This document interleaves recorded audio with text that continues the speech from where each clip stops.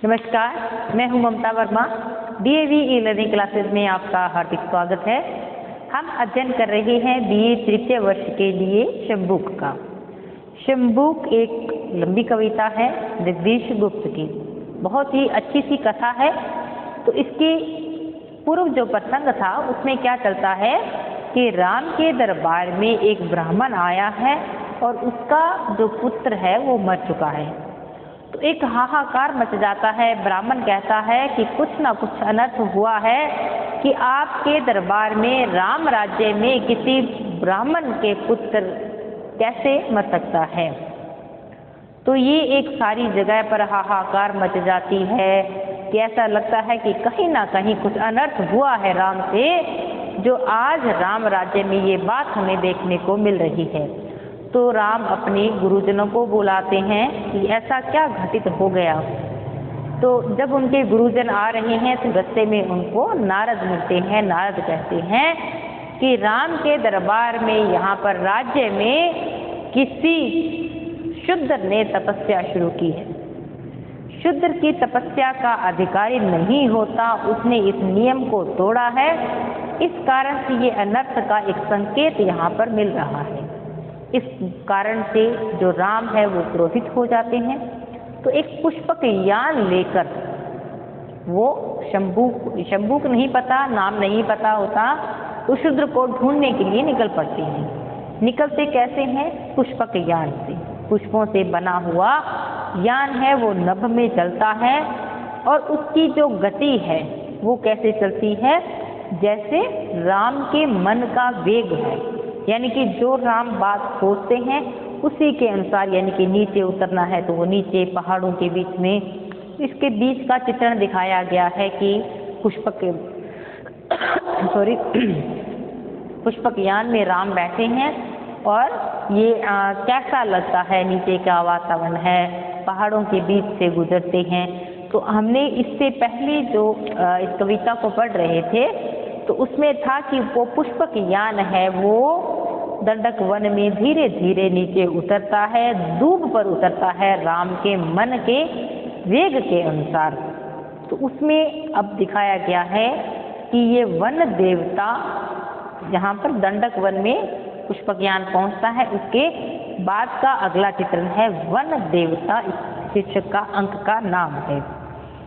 पवन से नभयान का पाकर पता चले स्वागत के लिए वन देवता, सांझ को भी सब फूल सब खिलने लगे, तरु शिखर उल्लास से हिलने लगे। भर गया वन प्रांत स्निग्ध सुगंध से, रोम पुलकित राम के संबंध से। कि जैसे ही पुष्पक यान है वो नभयान है, पता पाकर आता है स्वागत के लिए जो वन देवता है वो बड़े खुश हो जाते हैं। हालांकि समय सांझ का है लेकिन सारे फूल फिर से खिल जाते हैं क्योंकि भगवान राम यहाँ पर पधार रहे हैं और तरु शिखर पर बहुत ही उल्लास से हिलने लग जाते हैं। सारा जो वन प्रांत है बहुत ही सुगंध से भर जाता है राम के संबंध से। पक्षियों की पंक्तियां उड़ने लगी, दिव्य बंदरवार से जुड़ने लगी। कि इतने पक्षी जो कलरव करने लगते हैं कि यहाँ पर भगवान राम है वो आने वाले हैं। आ गए सब पास जो भी दूर थे, नृत्य में खोए परमत मयूर थे, झुंड हिरणों के सिमट आए सभी, स्वर्ग मर्ग से अधिक असंकित हैं। यानी कि सारे पशु पक्षी उनके पास आ जाते हैं। हिरनिया सी उन्हें भय से वारती, मैथिली से राम रूप निहारती। जो हिरण है, छोटी छोटी हिरणों के जो बच्चे हैं वो राम रूप को ऐसे निहार रहे थे भोलेपन से, जैसे सीता उनको भोलेपन से निहार रही थी। अब पुष्प वर्षा दृष्टि पथ में पास पुष्पक यान के आती हुई, विरोधों की चेतना आलोक में संगीत में हुई। यानी कि एक संगीत सा वहाँ पर छा गया। मंत्र से कीलत दिशाएं शब्द थी, पढ़ रही शंबुक का प्रारब्ध थी। यहाँ पर एक शंबुक नामक का जो जाप कर रहा था, तपस्या कर रहा था, उसकी ध्वनि भी थोड़ी गूंज रही थी। स्वस्ति पद बढ़ने वन देवता पढ़ने लगे, सब स्वर सोपान चढ़ने लगे। राम राघव नाम का कल्याण हो, खड्गधारी राम का कल्याण हो, फिर नैन अभिराम हो कल्याण हो, त्याग में निष्काम का कल्याण हो।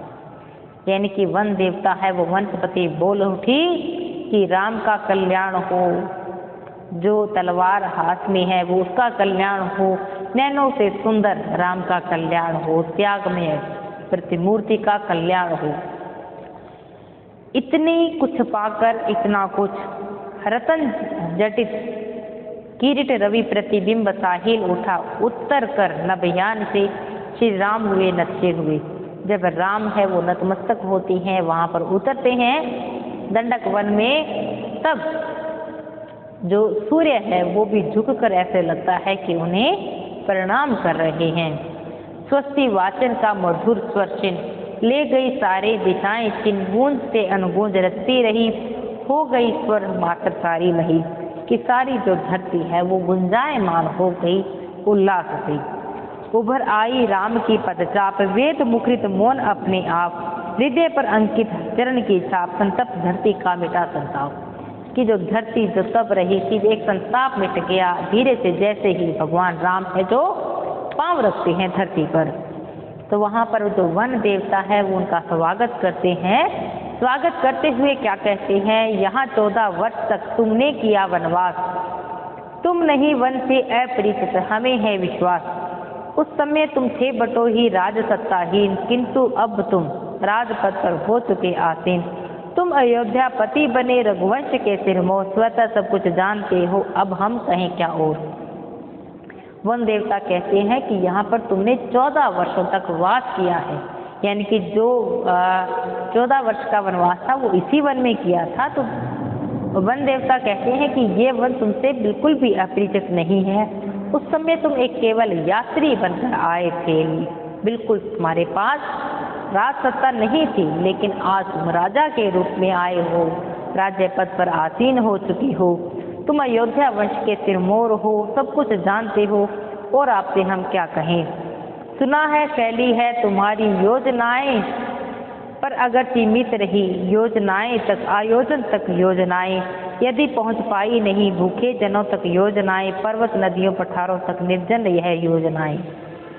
कि सुना है कि तुम्हारी हर योजना इतनी अच्छी फैलती है, उसका बहुत अच्छे से निर्वाह होती हैं, लेकिन यदि आपकी योजनाएं हैं जो भूखे लोग हैं उन तक नहीं पहुंच पाती, पर्वत नदियों पठारों निर्जनों तक यह योजनाएं, ये निरक्षर जो भोले भाले यहाँ के जो वन्य लोग हैं पिछड़े हुए, कब तक ये यातनाएं सहते रहेंगे। यानी कि आपका ध्यान केवल योजनाएं, आपके अयोध्या वंश तक रहा, उच्च वर्ग तक रहा, जो निम्न वर्ग है, जो आदिवासी क्षेत्र है वनों में, अगर यहाँ तक आपका योजनाएं नहीं पहुँच सकी तो आप विफल हैं उसमें। ये जो यहाँ पर भोले भाले जो लोग रहते हैं, सहते रहे कब तक यातनाएं, अधमरे ये कहाँ तक संतोष को खाएं चबाएं, कि भूखे रहकर ये आपके राज्य के होते हुए कब तक ये चने को चबा चबा कर रह सकते हैं। क्यों करे वनपाल पशु की भांति अत्याचार, क्यों न मानव सा इन्हें मिलता व्यवहार, क्यों इनके समान इनको मानव जाति जो लोग हैं उनके समान इनको व्यवहार क्यों नहीं मिलता है। क्यों सताने आते इन्हें तुम्हारे भृत्य, क्यों न करते तुम इन्हें सद्भाव से कृत्य।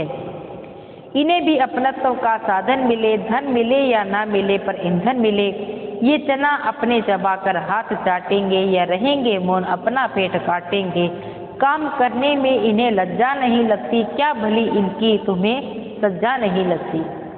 कि पूछते हैं वन देवता की क्या हुआ, ये शूद्र जाति के हैं, अगर ये निम्न वर्ग से हैं तो तुम्हें इसका क्या अच्छा नहीं लगता, क्यों तुम्हारे जो नौकर हैं इनको आकर इनको सताते हैं। कब तक ये भूखे रहेंगे, इनको कुछ साधन नहीं इनको मिलते, धन नहीं मिलता, ईंधन नहीं मिलता, सारे ये काम करते हैं फिर भी तुम्हारे नौकर इनको आकर सताते हैं। तो इनमें क्या ऐसी, इनका क्या कसूर है। ये बुरी करतूत में भी कम नहीं है, जहाँ जख मारते मरते वहीं, मद पिए भंवरे बने गुंजार थे, भूल जाते जीतते कभार थे। यदि इन्हें कोई चढ़ा दे स्थान पर, खेल जाए तुरंत अपनी जान पर, भूमि पर इनके कलोरे पूजते, चांद सूरज आग सबको पूजते। कि ये इतने वीर हैं, इतने बलशाली हैं कि इनको युद्ध में इनको आगे ले जाया जाता है, इनको अगर तेज धार पर भी इनको काट दो तो भी ये टिक तक नहीं करते, अपनी जान तक खेल जाते हैं। इनके जो कोड़ियों की माला भूमि पर इनके कलोरे कूदते, चांद सूरज आग सबको ये सभी देवताओं को पूजते हैं। अग्नि से ही प्राप्त सारी सिद्धि है, अग्नि में ही व्याप्त सारी रिद्धि है। यह जलाती है इन्हें दावाग्नि या जलाती इन्हें जठराग्नि। कितनी धूप छांव में रहते हैं, इनके पास रहने के लिए कोई आश्रय स्थल नहीं है। अब हम बात करते हैं कि ये जो शूद्र वर्ग है, आदिवासी वर्ग है, ये किस कारण से मर रहा है। ये दावाग्नि या जंगल की आग से मर रहा है या जठराग्नि यानी कि ये भूख से मरते हैं। ये अग्नि जंगल की अग्नि से नहीं बल्कि ये भूख से मर जाते हैं। सोते जागते तुम्हारा नाम जपा करते हैं निपट निष्काम, याद शबरी की इन्हें सब बात जो होते हैं बाट ही दिन रात। झोंपड़ों के बीच झूठे बेर शबरों ने कर लिए थे ढेर। यदि तुम्हारा आगमन ले जान नाच उठेंगी, गुंजाकर गान लीप गोबर से धुमेला धाम। साग पात परोस देंगी राम, पर इन्हें संवेदना से ही नगरवासी समझते मृगमीन। ये क्या है कि सोते जगते तो तुम्हारा नाम जपते रहते हैं, सारा दिन निष्काम आपका बिना किसी स्वार्थ के आपका नाम जपते रहते हैं। ये शबरी की कथा को जानते हैं, ये भी बहुत से बेर इकट्ठे करके रहते हैं और आपका सारा दिन मार्ग जोहते हैं कि कब श्री राम आए तो हमें भी वो सौभाग्य प्राप्त हो जाएगा। और घरों को बहुत सुंदर लिपापोती करके रखते हैं। दंड देने हेतु दंडक में यहाँ तुम आ गए, एक क्षण सोचो कहाँ पर थे और तुम कहाँ पर आ गए। हे राम देखो ये ऐसी इनकी स्थिति है, तुम्हारा ये नाम जपते हैं लेकिन तुम क्या करते हो। इनको दंड देने के लिए यहाँ कोई तपस्या कर रहा है और तुम यहाँ दंडक वन में आ गए हो। इस कारण से यह विनय नंगे बदन वनवासियों का देश, यह विजन मन में मगन वनवासियों का देश।